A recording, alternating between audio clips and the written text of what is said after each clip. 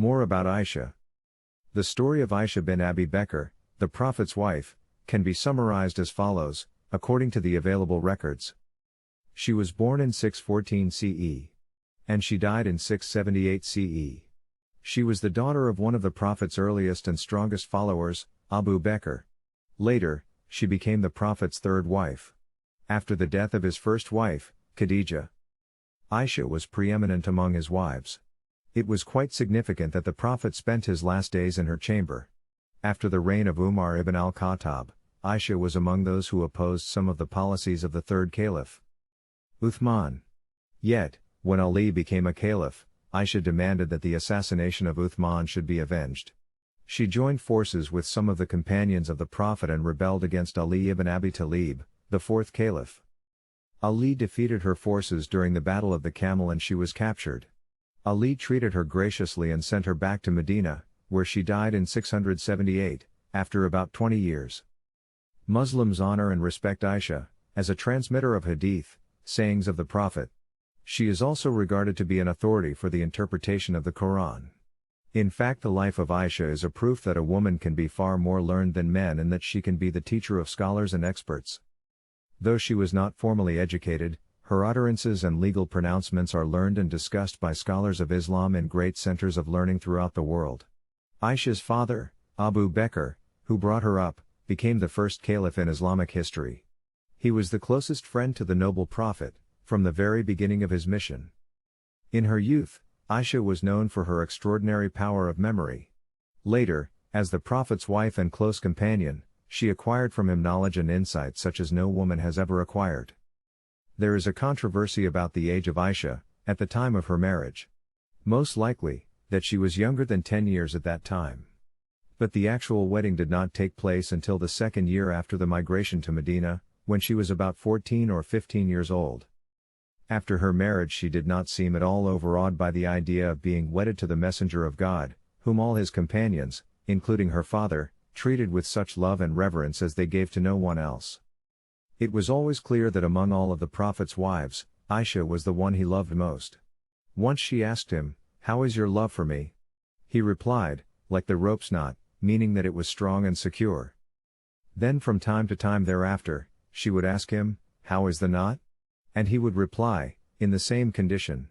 Later, Aisha used to say, "I was not jealous from any of the other Prophet's wives, as I was jealous from Khadija, that is because of his constant mentioning of her and because God had commanded him to give her good tidings of a mansion in paradise of precious stones. And whenever he sacrificed a sheep he would send a fair portion of it to those who had been her intimate friends."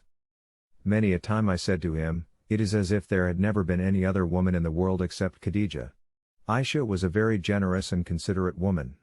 She bore poverty and hunger with the Prophet, along with the rest of his household. That was even when this lasted for long periods.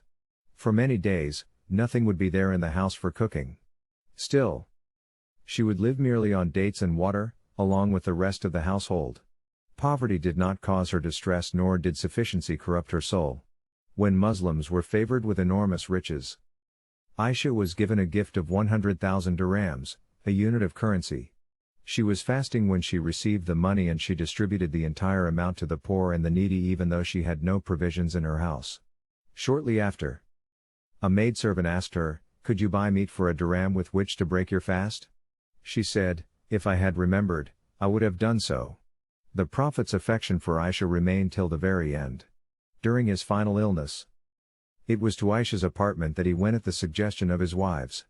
She was actually the one who preserved for us the dying moments of God's beloved messenger, may he shower his choicest blessings on him. The seal of the Prophets was buried, under the ground of her room, amid much bewilderment and great sorrow. Aisha lived almost 50 years after the passing away of the Prophet. She had been his wife for a decade. Much of this time was spent in learning and acquiring knowledge of the two most important sources of God's guidance, the Quran and the Sunnah.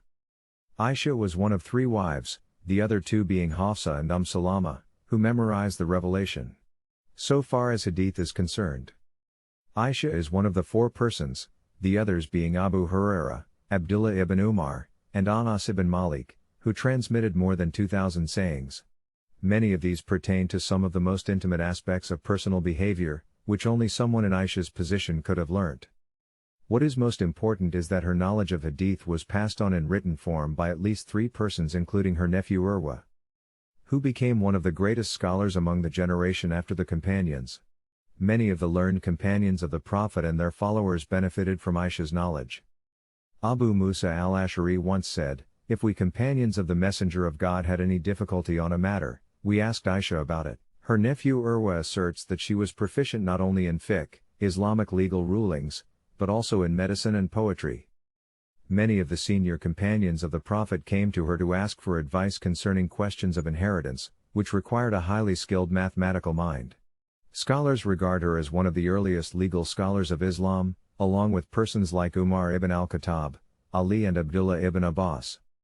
It was famously said about Aisha, "Learn a portion of your religion from this red-colored lady." Humaira, meaning red-colored, was a description given to Aisha by the Prophet. Aisha not only possessed great knowledge, but she took an active part in education and social reform. As a teacher, she had a clear and persuasive manner of speech. Her power of oratory has been described in superlative terms by Al-Anaf, who said, "I have heard speeches of Abu Bakr and Umar, Uthman and Ali and the caliphs up to this day, but I have not heard speech more persuasive and more beautiful from the mouth of any person than from the mouth of Aisha." Men and women came from far and wide to benefit from her knowledge. The number of women is said to have been greater than that of men. Besides answering inquiries, she took boys and girls, some of them orphans, into her custody and trained them under her care and guidance. This was in addition to her relatives who received instruction from her. Her house thus became both a school and an academy. Some of her students were outstanding. I have already mentioned her nephew, Urwa, as a distinguished reporter of hadith. Among her women pupils is the name of Umrah bint Abdul Rahman. She is regarded by scholars as one of the trustworthy narrators of hadith and is said to have acted as Aisha's secretary, receiving and replying to letters addressed to her. The example of Aisha in promoting education, and in particular the education of Muslim women in the laws and teachings of Islam, is one which needs to be followed. For the strength of her personality, Aisha was a leader in every field, in knowledge, in society, in politics and in war. She lived long enough to maintain a position as the most respected woman of her time. She died in the year 58 in the month of Ramadan.